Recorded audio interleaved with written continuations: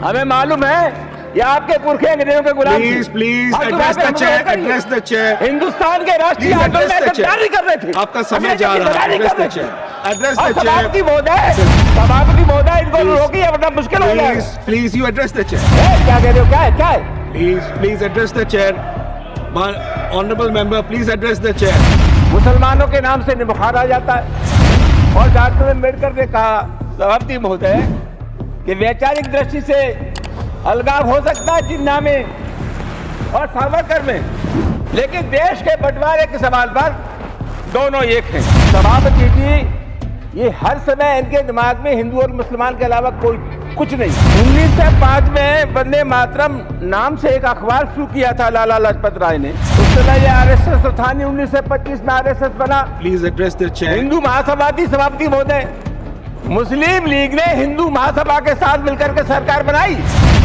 तो इनके लोग फरमा रहे थे कि देश में जब मनु जी का संविधान विद्यमान है तो किसी और संविधान की आवश्यकता नहीं। इसी रामलीला के मैदान में जब डॉक्टर अम्बेडकर जिंदा थे तो उन्होंने डॉक्टर अम्बेडकर का पुतला जलाया। उसके बहाने सभापति रोज आप मिलते तब तो आप ठीक ठाक बात करते थे, वहाँ जैसे गड़बड़ हो जाती है। Please conclude. वहाँ जाते ही आप गड़बड़ी शुरू कर देते। अभी आप समय की पाबंदी है।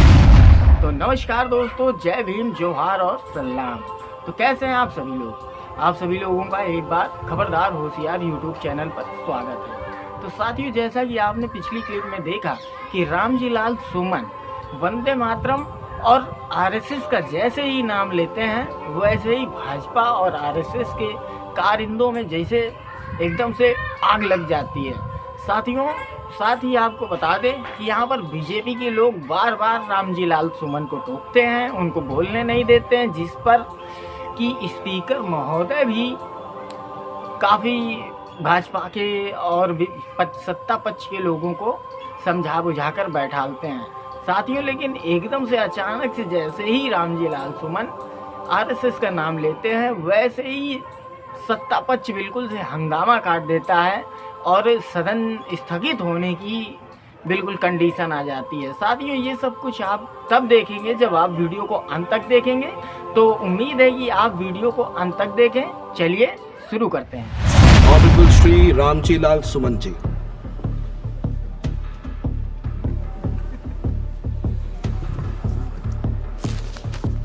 सभापति जी धन्यवाद। मैं सबसे पहले राष्ट्रीय गीत वंदे मातरम को प्रणाम करता हूं, सलाम करता हूं। ये हमारे राष्ट्रीय आंदोलन का गीत है और उस पर सरकार भारतीय जनता पार्टी द्वारा चर्चा कराए जाने का जो मुझे मकसद समझ में आता है सभापति जी, वो ये है कि देश की संविधान सभा ने इस गाने को, इस गीत को स्वीकार किया था रविन्द्रनाथ टैगोर जी की प्रेरणा से। और उसमें 14 अगस्त 1947 को रात के 11 बजे डॉक्टर राजेंद्र प्रसाद जी की अध्यक्षता में कमेटी बनी थी, जिसमें के मुंशी थे, डॉक्टर अम्बेडकर थे। फिर सलाह मशविरा किया गया रविन्द्रनाथ टैगोर जी से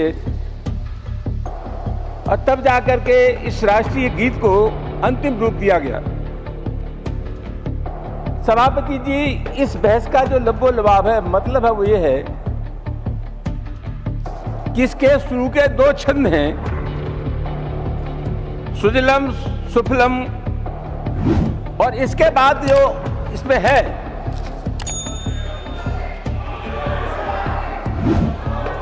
क्या कह रहे हो? क्या है? Please address the chair. Honourable member, please address the chair. Please address the chair. सभापति जी, ये हर समय इनके दिमाग में हिंदू और मुसलमान के अलावा कोई कुछ नहीं। ये हमारे देश का जो धर्मनिरपेक्ष चरित्र है उसके चलते संविधान सभा ने इस राष्ट्रीय गीत को स्वीकार किया था। सभापति जी, कांग्रेस के राष्ट्रीय अधिवेशनों में यह गीत गाया जाता था। सुचेता कृपलानी ने इस गीत को गाया। 1905 में सरला चौधरी ने कलकत्ता वेदिस में जिसको गीत गाया। और अध्यक्ष महोदय 1905 में वंदे मातरम नाम से एक अखबार शुरू किया था लाला लाजपत राय ने। इनको बुखार आ जाएगा, वो अखबार उर्दू में था, आप तो जानते ही नहीं कुछ। लाला लाजपत राय ने वो समाचार पत्र शुरू किया था। सभापति में आपके मार्फत निवेदन पहले यह करना चाहूंगा कि शुरू के 5 वर्षों में इन्होंने वंदे मातरम नहीं गाया। अच्छा, आप इतने वंदे मातरम के पक्ष में हैं तो आरएसएस का जो गाना है उससे पहले उसी गाने को स्वीकार कर लेते। इनका सही मानों में सभापति महोदय राष्ट्रीय आंदोलन से, सामाजिक सद्भाव से कोई लेना देना नहीं। Honourable member please address me. Honourable member माननीय, आप मुझे एड्रेस करें। सर मुझे संरक्षण दीजिए, ये वो लोग बोल लेते हैं। प्लीज आप बोलिए। सर ये जानते हैं इनका वंदे मातरम देश के राष्ट्रीय आंदोलन से कोई संबंध नहीं। ये समाज को तोड़ने की जो प्रवृत्ति है, समाज की सोच है, इसके अलावा इनका कोई काम नहीं। Please address me, don't address them, address the chair, सभापति जी, एड्रेस द चेयर, प्लीज सभापति सभापति जी आप बोल नहीं रहे, समय जा रहा है, प्लीज। सभापति जी, मैं ये निवेदन कर रहा था कि राष्ट्रीय आंदोलन में जो लोग थे जिन्होंने देश के लिए कुर्बानियां दी, जो चाहते थे कि हमारे देश का धर्मनिरपेक्ष चरित्र बरकरार है, उन लोगों ने इस राष्ट्रीय गीत को बनाया था, स्वीकार किया था। सभापति महोदय, तो मुझे ऐसा लगता है कि इस देश में तय ये हो जाना चाहिए कि गांधी का विचार, सुभाष का विचार, नेहरू का विचार, लोहिया विचार, जयप्रकाश जी का विचार, ये विचार ठीक था, या श्यामा प्रसाद मुखर्जी का विचार, सावरकर का विचार, गोलवलकर का विचार, और नए अवतार पैदा हो गए नरेंद्र मोदी और अमित शाह, इनका विचार ठीक है। सभापति महोदय, देश को तोड़ने वाले लोग हैं, नफरत की राजनीति करने वाले लोग हैं, इनका सामाजिक सद्भाव से कोई रिश्ता नहीं है। सभापति महोदय, honourable member address the chair, जानबूझ करके देश के वातावरण को खराब करने की कोशिश कर रहे हैं। सभापति महोदय,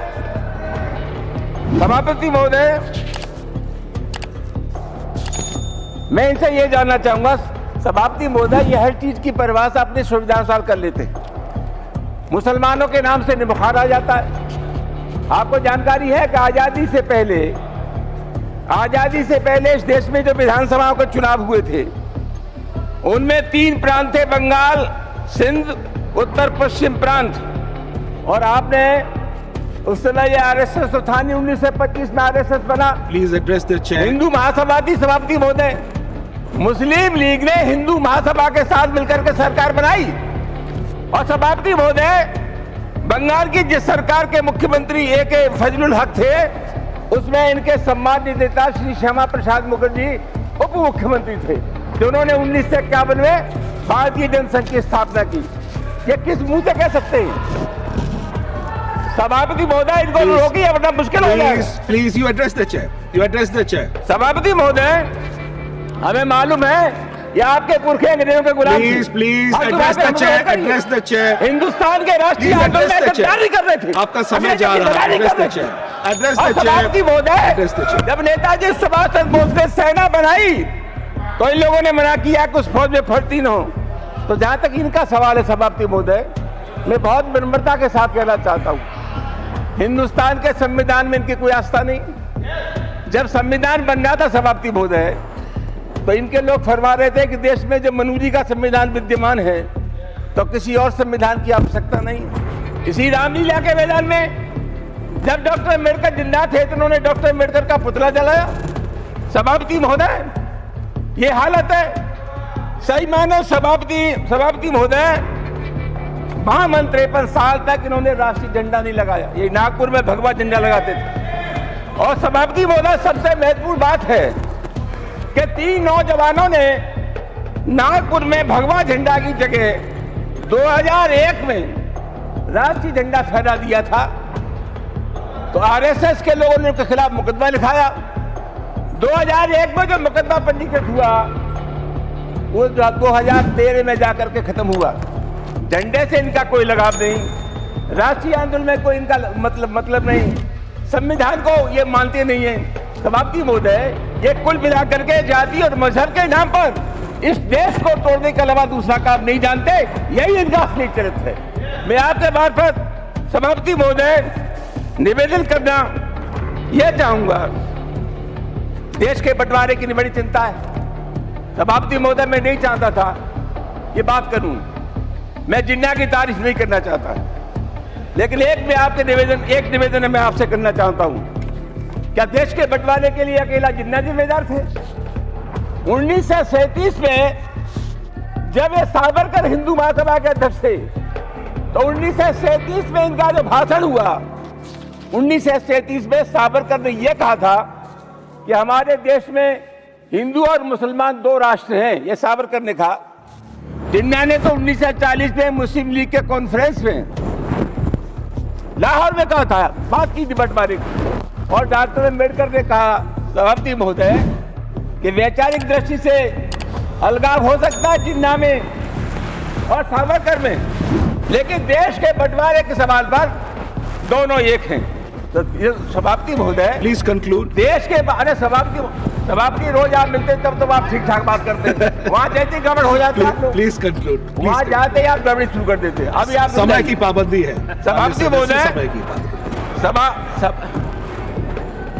प्लीज कंक्लूड। समाप्ति महोदय, मैं 2 मिनट लगाऊंगा बस। नहीं 30 सेकंड्स। 1 minute 30 seconds. एक मिनट समाप्ति, कंक्लूड प्लीज। समाप्ति महोदय, 150वीं जयंती है सरदार पटेल की। पूरे उत्तर प्रदेश में भाजपा सरदार पटेल से आपका क्या मतलब था? आरएसएस पे बैन तो सरदार पटेल ने लगाया। आप बताइए, क्योंकि राष्ट्रीय आंदोलन में इनका कोई आदर्श नहीं है।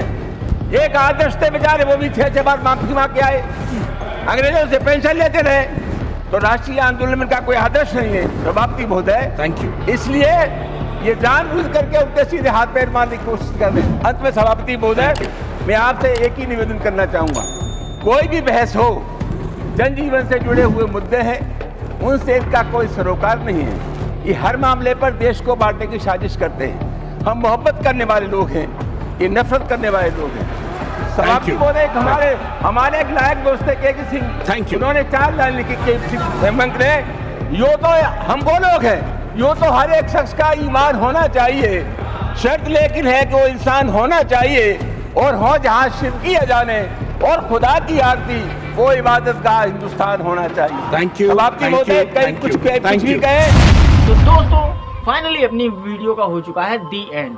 तो आपको यह वीडियो कैसा लगा? उम्मीद करता हूँ कि आपको यह वीडियो अच्छा लगा होगा। अगर वीडियो अच्छा लगा हो तो एक प्यारा सा कमेंट करके हमारे चैनल को सब्सक्राइब करके वीडियो को लाइक ज़रूर कर लेना।